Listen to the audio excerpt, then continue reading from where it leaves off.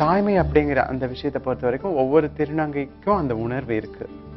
ஒவ்வொரு குழந்தையை பார்க்கும் போதும் மனசு பூரிக்கும், மார் பூரிக்கும் அப்படின்னு சொல்லலாம். ஆனா அந்த கொடுப்பினை உடல் ரீதியாக இல்லாம போனாலும் எல்லா குழந்தைகளையும் மேலேயும் அன்பு செலுத்துற மிகப்பெரிய ஒரு மனசு திருநங்கைகளுக்கு இருக்கு.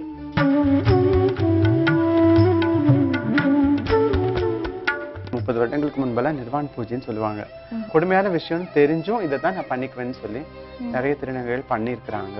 அப்ப தன்னுடைய உடல் மேலேயும் தன்னுடைய ஆண் தன்மை மேலேயும் எந்த அளவுக்கு வெறுப்பு இருந்தா ஒரு திருநங்கை அந்த மாதிரி செய்வாங்க.